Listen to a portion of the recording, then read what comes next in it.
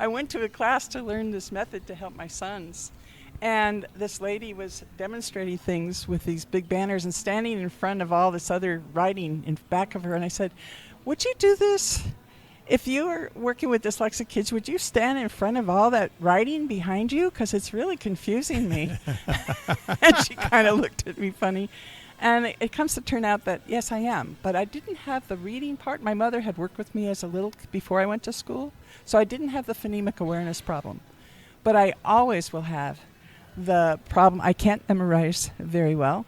And I have a very slow processing speed. So although God gave me some amazing music gifts, I write music. I can write orchestral music. But I can't play anything because I can't sight read it fast enough to play it. I've had 9 years of piano. I can play Chopin. I can play all these things, but I play them with a stutter.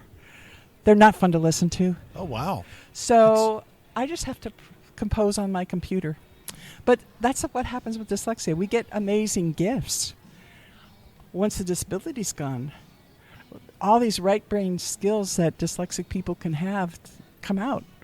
And the writing, the story, is an example of that. He has filled me up with really amazing ideas, kind of out-of-the-box ideas. That's a dyslexic gift. So what was the biggest challenge, or did this come into play in the process of writing the book? Yes, very much. Very much. Yeah, what's the biggest challenge in doing that? I get great ideas. I wake up with, that'd be a great way to do this scene. But I have a lot of trouble with commas. And little conventions. But the Lord gave me a husband who's very good at that. So I have an editor, but I have to have an editor. Sure. So that makes it pretty hard sometimes to have to be corrected over and over again because you're dyslexic and you didn't see the mistakes that were there.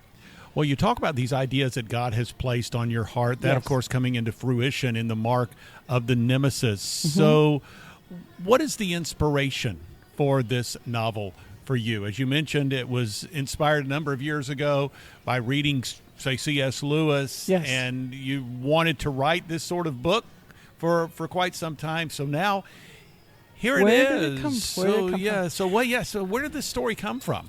I have been working with kids my whole career, and I'm at the end of my career. I'm 74. I've been teaching a long time, but kids, the problems that they're going through break my heart.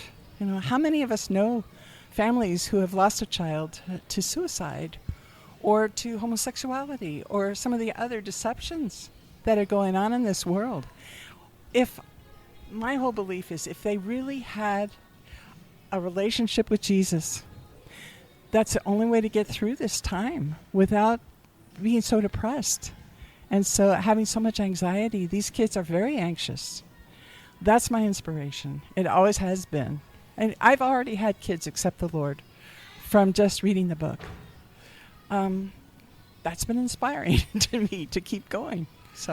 Well, elaborate, if you would, when we look at the storyline or the plot of the Mark of the Nemesis. What are we talking about here? I know there's a Bible prophecy element to it as well. So what's the concept?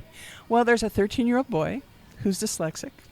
And as a child, his grandmother taught him the prophecies of Catharion because she was a follower of Josiah, who was the Christ figure in the book. But then she died, and all the people around him were telling him that's just myth. Don't believe that stuff. But suddenly, the prophecies started coming true. And he knew what was coming because of what his grandmother had taught him. And it was very scary. And he ends up, there's an invasion from the invisible realm where the evil lord of the Ugars, who are the demonic, are invading. And he knows that very soon the gates of Catharion are going to appear, and only the people are going to be taken through those gates who have followed Josiah. So it very much has a rapture and an end times theme